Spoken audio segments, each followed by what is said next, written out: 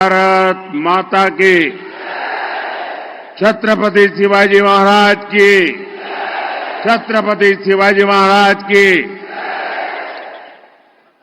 शैक्षणिक क्षेत्रात लातूरचे नाव गाजवणारा लातूरकरांना माझा नमस्कार। आई तुलजा भवानी और सिद्धेश्वर महादेव को भी मैं श्रद्धापूर्वक नमन करता हूं। भाइयों और बहनों, ये छत्रपति शिवाजी महाराज की धरती है। छत्रपति शिवाजी महाराज हमारी प्रेरणा है। उन्हें जब राजपाट मिल गया तो वो भी आराम कर सकते थे, लेकिन उन्होंने स्वराज के लिए निरंतर आगे बढ़ने का रास्ता चुना। उनको अपनी चिंता नहीं थी, उनको राष्ट्र की चिंता थी। और इसलिए ये चुनाव जो है वो भी सिर्फ इस बात के लिए नहीं है कि हमारे सुधाकर जी को सांसद बनाना है। ये बड़े ध्येय का चुनाव है, ये बड़े लक्ष्यों का चुनाव है। और इसलिए सुधाकर जी जैसे साथियों का संसद में पहुंचना और मुझे मजबूत करना, और इसलिए मैं आपके पास आशीर्वाद मांगने आया हूं। अब आप मुझे बताइए, जो लोग प्रधानमंत्री भी किस्तों में बनाना चाहते हैं, वो बड़े लक्ष्य हासिल कर सकते हैं क्या? कुछ अचीव कर सकते हैं क्या? आपको पता है ना, उन्होंने तय किया है हर वर्ष एक प्रधानमंत्री, दूसरे वर्ष दूसरा, तीसरे वर्ष तीसरा। बताइए साथियों, मैं जब एक भारत श्रेष्ठ भारत की बात करता हूं तो कांग्रेस के शाहजादे को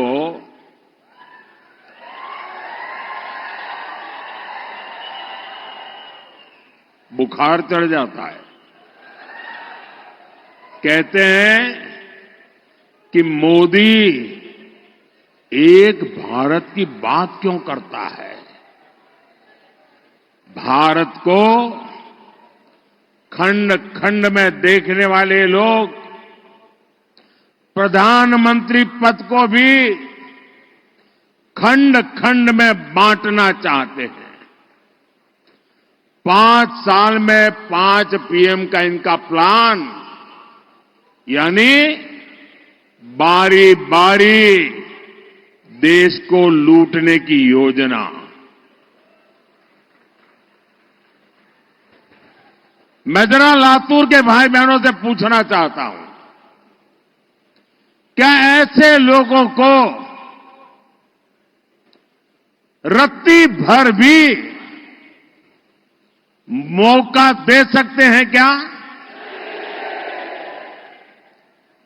दुनिया के इस चुनौतीपूर्ण समय में